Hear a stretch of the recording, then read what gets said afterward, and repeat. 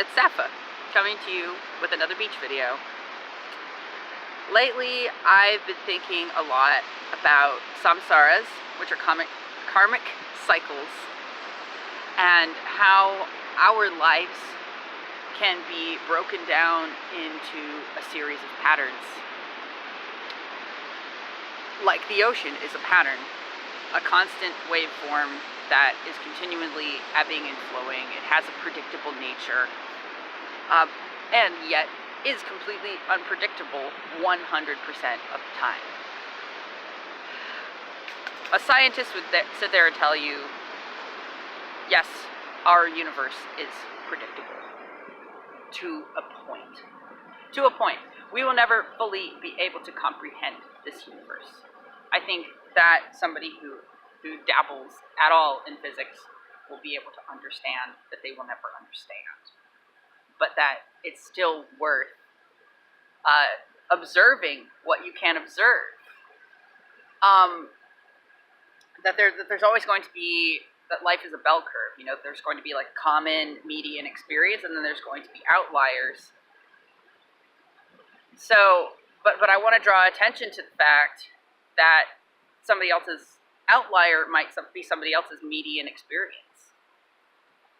And this is what we mean when we say raise your vibration, or this person's on my level, or we're on the same wavelength.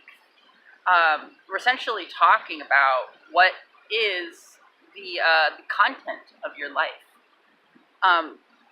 in which the content of the universe broken down is really just a lot of waveforms intertwined together. I want to be able to explain with high-level mathematics what I'm talking about for you. I'd love to be able to graph it out, or have an equation that I think represents the way the universe works on the whole.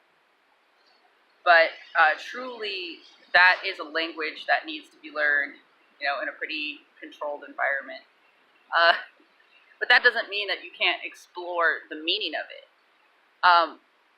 So a layman won't be able to look at a mathematical equation necessarily, a complex one, and be able to understand it. But what that equation will do is describe an experience that is common to most living organisms, and I believe that everything is alive. Still, what level of comprehension you have, or what level of sentience you have, is generally how people describe what a life form is. It's how conscious of yourself are you, and how conscious are you of everything around you. You could say that the entirety of the universe is consciousness. But I will stop there, and I will tell you specifically what a karmic cycle is, so that you can break it down and think about it for yourself. In my subjective experience, in my life, I have witnessed that particular vibrations will run throughout my experience and will show up at specific times when I'm doing a specific thing, when I'm feeling a specific way about myself. And this is in relation to categories too. How I feel about relationships, how I feel about my job, how I feel about my parents, how I feel about the ocean, you know, how I feel about specific animals even, will show up as situations in my life where I can kind of look and go, oh, there you are. Hey, good to see you again. And if a situation happens in my life where I feel like I haven't resolved it yet, I can have the confidence that it will come back to me. So basically the idea of God, right, is that God knows everything. And being that God is everything, that makes sense. And that we're in an information-based universe, that makes sense. The universe does know everything because it knows itself on the level of actually being everything. At the same time, there is this infinite expansion into nothingness, which could be considered the unknown, or the probabilities that are so unlikely that they haven't occurred yet. that in mind, that variable is you. You are the variable that changes things, that makes things inconsistent, that makes things unpredictable. And this is what I tell people as a tarot reader when they say, hey, will you read my future? I can tell you what vibrations or samsaras you're possibly putting out right now and thus attracting into your universe, but I can't give you any probability without potentially influencing your future myself. So I don't give people bad news. I think that's shitty. But what I consider to be bad is not the same as telling a person, what is, what may be negative in their life. So I'm not going to predict something that bad will happen to them, so much as I will say, like, hey, this is how you feel about yourself right now. And that could attract a myriad of experiences into your life. Though, when I sit down with the tarot cards, I notice the same cards coming up again and again for particular types of situations. For me, in relationships, I would get the King of Pentacles a lot, because I'd be attracted to people who kind of had this particular financial status, which is a really common samsara or karmic cycle, being that our culture is a karmic cycle. It sets up a chain of events. It begins somewhere, but it hasn't. It's not ending. It's just constantly evolving based on the variables that exist within the framework of which it's moving through. So you could say that each culture has its own vibrational signature. You could say that each individual particle has its own vibrational signature. So this is why when you include specific foods into your life, specific people into your life, specific attitudes, it will inevitably affect your life experience, because you're creating it. You're taking the materials that exist, you're breaking them down, and you're transforming everything through your one point in consciousness, your vessel. And you also have control over how you operate within a situation that you feel is beyond your control. So you're in control of yourself. Like when you're out on the ocean and you're surfing, you could encounter a riptide. If you know what that looks like, you'll know to avoid it. And you'll be able to surf on top of the wave instead of getting sucked up. And you can pretty much count on the waves continuing in a specific pattern that is inevitably unpredictable, but is so similar, in fact, that you're able to observe and react in a way that is appropriate to the situation. So say that you get in the same type of relationship over and over again that reflects the vibration of the relationship that you had with your parents. Maybe how to fix that would be to ride the wave in a different way. To be able to recognize that situation from, outside of it before it happens. And so you can say yes or no, essentially, to that experience. Or you can choose to deepen your knowledge of that archetype, that vibration, that experience, basically for the benefit of the expansion of the universe and the expansion of the collective. Because we are all indivisible from God, we are all connected on different levels and separated on others. You can pretty much count on the resolution of your personal karma, resolving the karma of the whole as well.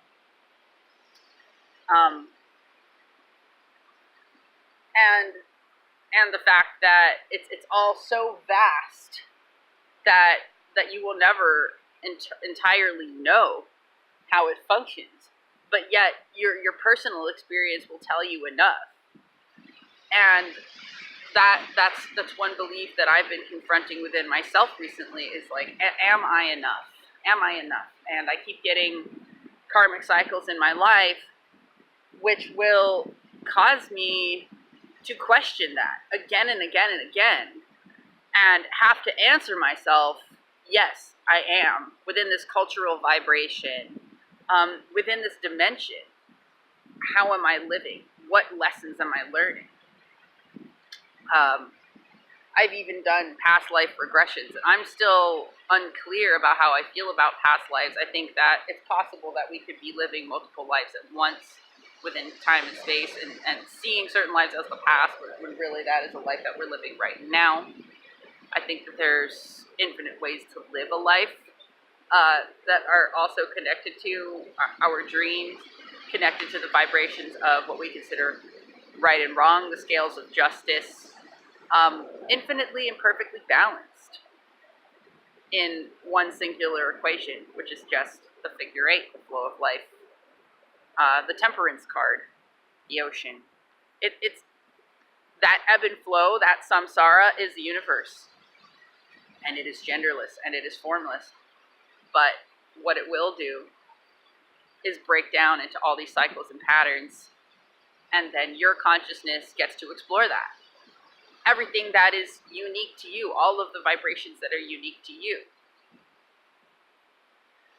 So I've given you something pretty big to contemplate in this video, I think, especially since I'm still personally learning lessons and will always be learning lessons about the structure of the universe and how things work. Just on a side note, I was in an observatory at one of these colleges in New Mexico, looking at the stars through a big telescope, and I started bawling furiously because I figured that it was too late for me to attempt to get into a college program where I could learn about physics, where I could understand on that level of symbolism how the universe breaks down and how it moves and how it works. I am that connected to knowing that.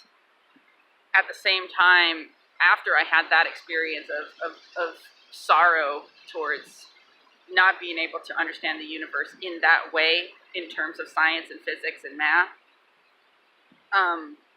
I realized that I can't understand it from a spiritual perspective, and that it does take a level of, I want to say, knowledge to understand that. So it's all about knowing. It's all about knowing the waves, knowing the patterns, being able to recognize it. That is essentially what science is. It's taking a look at the patterns, it's observing, and it's being able to predict based on what you see in the patterns of life. That doesn't necessarily make me a scientist, and that doesn't make all of the information that's coming out of my mouth verifiable by any sort of majority consensus with a lot of other humans. But I think that my individual perspective is worth something, and that is why I have a YouTube channel. On that note, make sure to like, subscribe, and share this content if you feel compelled to do so. Once again, this has been me, Safa, and the lovely Pacific Beach, coming to take you a little deeper in what you think that you may understand about this universe. And I am sitting here completely humble and completely interested in your feedback as well. So, thank you very much for watching, and ciao for now.